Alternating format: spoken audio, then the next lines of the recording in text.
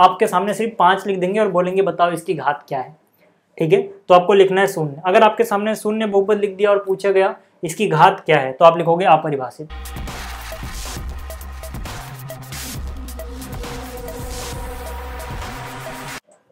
Hello welcome, मैं हूं अरुण कुमार यादव और आज मैं शुरू कर रहा हूं क्लास 9 का अध्याय 2। इस अध्याय का नाम है बहुपद। तो यहाँ पे हम इस चैप्टर का इंट्रोडक्शन देखेंगे, मतलब कि जो बेसिक बातें हैं इस चैप्टर की वो यहाँ पे हम समझेंगे पहले। तो यहाँ पर देखो, चैप्टर का नाम बहुपद है, तो सबसे पहले हमें समझना है बहुपद का क्या मतलब होता है। तो यहाँ पर इसकी परिभाषा में मैंने लिखा है, एक ऐसा बीजीय व्यंजक जिसमें चरों के घातांक केवल पूर्ण संख्या हो, उसको हम क्या बोलेंगे, उसको हम बहुपद बोलेंगे। ठीक है, बीजीय व्यंजक आप लोग जानते हैं, चर और अचर मिला के आप कुछ भी लिख दो, ठीक है, वो एक बीजीय व्यंजक बन जाएगा। जैसे मान लो मैंने लिखा 2x की घात 3 जमा में 5y। ठीक है, तो ये एक बीजीय व्यंजक है क्योंकि इसमें जो चर हैं वो आप देख पा रहे होगे, चर का मतलब जिनका मान बदलता रहे, जैसे कि x हो गया, y हो गया। ठीक है, और जो अचर हैं मतलब जिनका मान हमेशा फिक्स रहता है, जैसे कि यहाँ पर जो मैंने ये 2 लिखा है, अब हर जगह 2 का मतलब तो 2 ही होगा। ठीक है, यहाँ पर जो मैंने 5 लिखा है, ठीक है, 5 का मतलब 5 ही होगा, चाहे ये सवाल है या फिर कोई और सवाल हो, कुछ भी हो। ठीक है, 5 का मतलब 5 ही होगा। तो जिनका मतलब यानी जिनका मान हमेशा फिक्स रहेगा उनको हम बोलेंगे अचर। जिनका मान बदल सकता है, जैसे अलग अलग सवालों में अगर x लिखा है तो वहाँ पे x का मान अलग अलग आ सकता है। ठीक है, तो उसको हम बोलेंगे चर। तो यहाँ पे जो हमें घातांक देखने हैं, वो किसके देखने हैं, चरों के घातांक देखने हैं। और घातांक क्या होने चाहिए, घातांक केवल पूर्ण संख्या होनी चाहिए। पूर्ण संख्याएं आप लोग जानते हैं, 0, 1, 2, 3, इस तरह से कहीं तक चले जाओ, अनंत तक चले जाओ। ये मैंने आपको अध्याय 1 में बताया था शुरुआत में ही। ठीक है, तो मतलब जो इनके घातांक हैं वो सिर्फ इनमें से कोई एक होना चाहिए। इसके अलावा जैसे माइनस का हो गया वो नहीं होना चाहिए, भिन्न नहीं होना चाहिए। ठीक है, वर्गमूल में, ठीक है, कोई संख्या वैसे नहीं होनी चाहिए। ठीक है, तो मतलब क्या है कि यहाँ पर देखो, पहले तो चर पहचान में आ गया आपको कि x और y ये क्या है, ये चर हैं। इनके घातांक देखो, यहाँ पे x की घात 3 मतलब घातांक 3 हो गया, यहाँ पे y के सर पे कुछ नहीं दिख रहा मतलब 1 लिखा हुआ है, मतलब इसका घातांक 1 हो गया।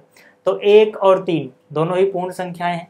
ठीक है, तो मतलब कि ये जो मैंने लिखा था, ठीक है, मतलब कि ये जो मैंने लिखा था ये क्या है, ये एक बहुपद है। ठीक है, तो आपको ये समझ में आ गया होगा। अब थोड़ा और उदाहरण लेता हूँ मैं, उसमें से हम पहचानेंगे कि कौन सा बहुपद है कौन सा नहीं है। ठीक है, मैं यहाँ पे 2-3 लिख देता हूँ। ठीक है, मैंने यहाँ पे मान लो लिखा 2x जमा में 5। ठीक है, ये मैंने पहला लिखा।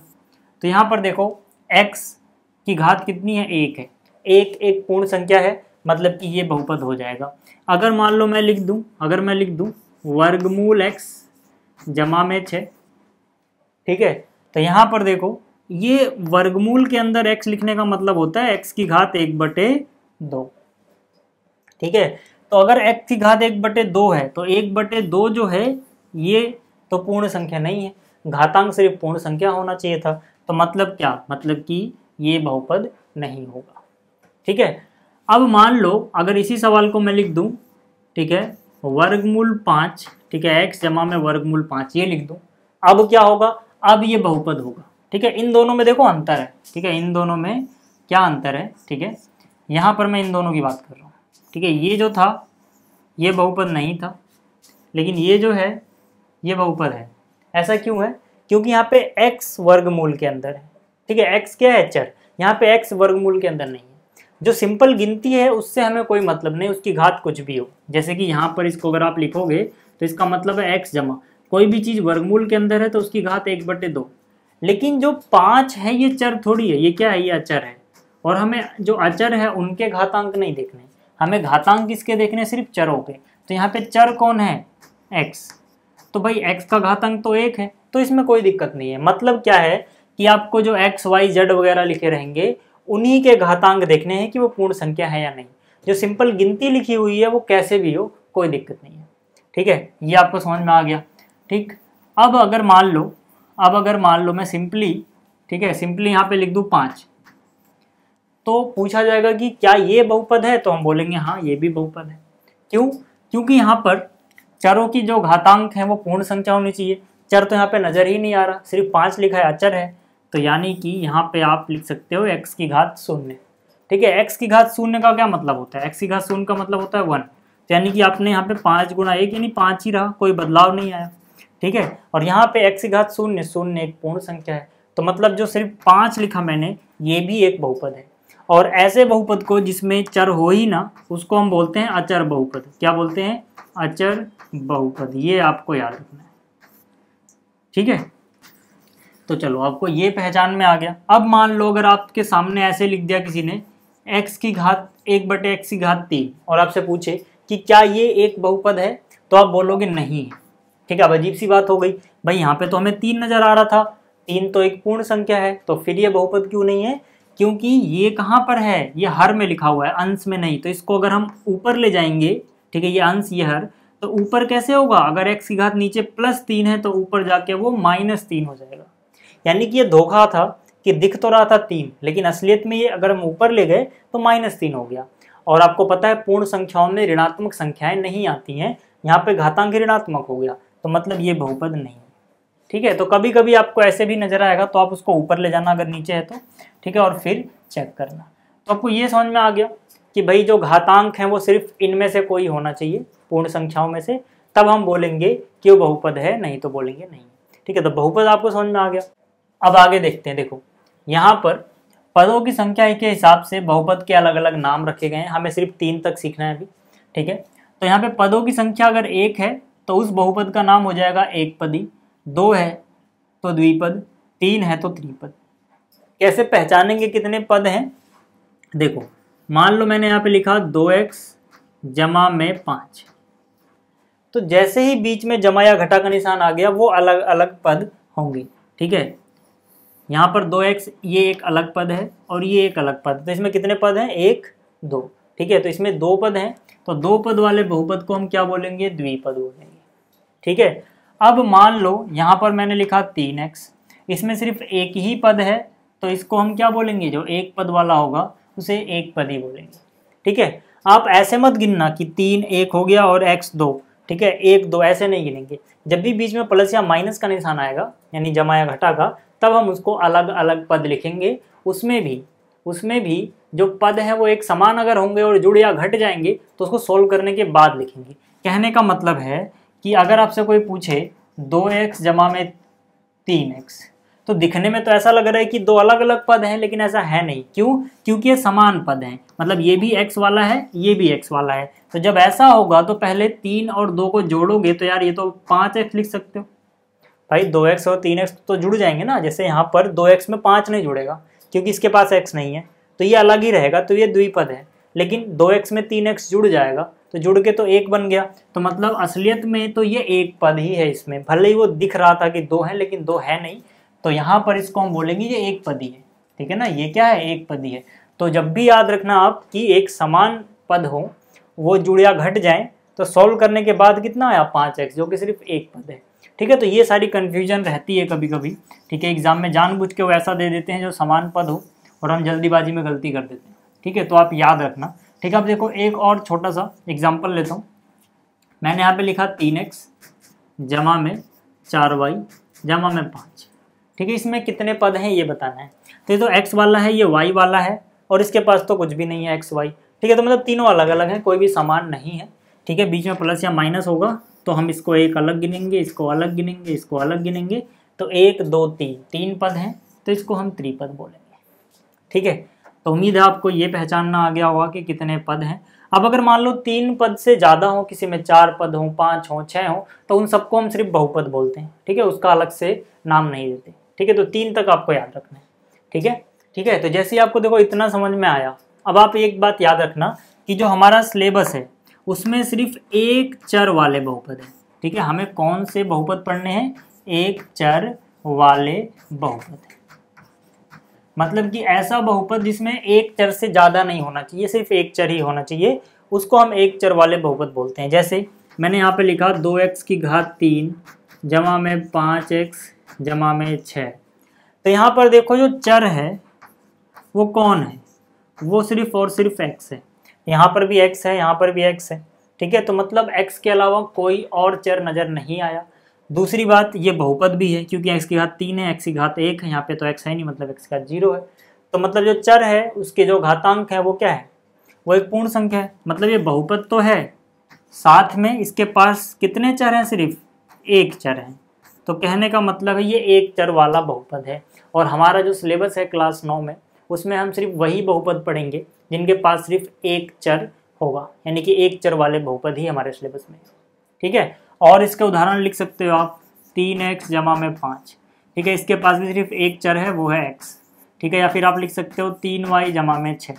ठीक है, ये भी एक चर वाला बहुपद है। अगर मान लो x के साथ साथ y नज़र आ जाए या y के साथ साथ x नज़र आ जाए, मतलब एक ही बहुपद में एक से ज़्यादा अगर आपको नज़र आ गए चर, तो उनको हम बोलेंगे एक से अधिक चरों वाले बहुपद।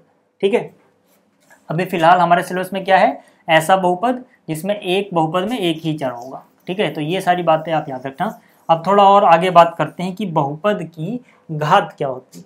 ठीक है, क्योंकि ये भी बहुत इंपॉर्टेंट है, इसके ऊपर भी बहुत सारे सवाल पूछे जाते हैं। ठीक है, बहुपद की घात, देखो जो बहुपद की घात है, ठीक है, इसको हम मेनली दो तरह से समझते हैं। एक वो जब हमारे पास एक चर वाले बहुपद हो, एक वो जब हमारे पास एक से अधिक चर वाले बहुपद हो। ठीक है, ये हमारे सिलेबस में नहीं है, लेकिन तब भी मैं आपको बता दूंगा कि इनकी घात कैसे निकालते हैं। लेकिन आपको जो मेनली ध्यान देना है वो यहाँ पर देना है। ठीक है, कि भाई अगर हमारे पास एक चर वाले बहुपद हैं, ठीक है, क्योंकि ये हमारे सिलेबस में है, तो बहुपद की घात हम कैसे निकालते हैं, पहले इसकी बात करता हूँ फिर उसकी बात करेंगे। यहाँ पर देखो, अगर हमारे पास एक चर वाले बहुपद हैं तो हमें देखना है कि भाई चर के अधिकतम घातांक जो है उसको हम बहुपद की घात बोल देंगे। ठीक है, कहने का मतलब क्या है, जैसे मैंने यहाँ पे लिखा 2x की घात 5 जमा में 3x की घात 8 जमा में 6x की घात 10। ठीक है, तो यहाँ पे आपको क्या देखना है कि क्या ये एक ही चर वाला है, बिल्कुल इसमें x आ रहा है, x आ रहा है, x आ रहा है, x के अलावा कोई और नहीं आया। मतलब कि पहली बात तो इसमें एक ही चर है और ये बहुपद भी है, क्योंकि जो घातांक है वो पूर्ण संख्या है। तो जो बहुपद की घात होगी ना, जो बहुपद की घात होगी वो हम कैसे निकालेंगे, क्योंकि ये एक चर वाला बहुपद है, तो यहाँ पे हम देखेंगे कि सबसे बड़ा घातांक कौन सा है। यहाँ पे क्या बोला गया है, अधिकतम घातांक, मतलब सबसे बड़ा घातांक देखना है। तो यहाँ पे 10, 8, 5, इनमें सबसे बड़ा कौन है, 10। तो यहाँ पे बहुपद की घात हो गई 10। ठीक है, तो ये आपको समझ में आ गया। इसी तरह से मान लो मैं यहाँ पे लिख दूं 3x की 2 जमा में 5x जमा में 6। तो यहाँ से अगर आपसे पूछा जाए कि भाई आप बता दो बहुपद की जो घात है वो कितनी है, तो यहाँ पे सिर्फ एक ही चर आया x, यहाँ पे x है ही नहीं, मतलब x की घात 0 है, यहाँ पे x की घात 1 है, यहाँ पे x की घात 2 है। तो सबसे बड़ा कौन है, 2, मतलब बहुपद की घात कितनी हो जाएगी, 2 हो जाएगी। ठीक है, अब मान लो, ठीक है, अब मान लो आपके पास सिर्फ 5 लिखा हो, इसमें तो एक भी चर नहीं है, तो इसको आप समझ सकते हो कि जैसे ये लिखा हो 5x की घात 0। ठीक है, तो मतलब कि अगर हमारे पास कुछ ऐसा है जिसमें सिर्फ अचर आ रहा है, जिसे हम अचर बहुपद बोलते हैं, ठीक है ना, 0 के अलावा, तो हम बोलेंगे कि जो भाई इसकी घात होगी वो 0 हो जाएगी। याद रखना, अगर हमारे पास 5 की जगह ही 0 लिखा हुआ है, मतलब 0 बहुपद जो होता है उसकी घात अपरिभाषित होती है। अभी इसके बारे में आपको बताऊंगा। 0 बहुपद के अलावा जितने भी अचर बहुपद हैं उनकी घात 0 होगी, 0 की नहीं, 0 की कितनी होती है, अपरिभाषित, वो अभी आएंगे।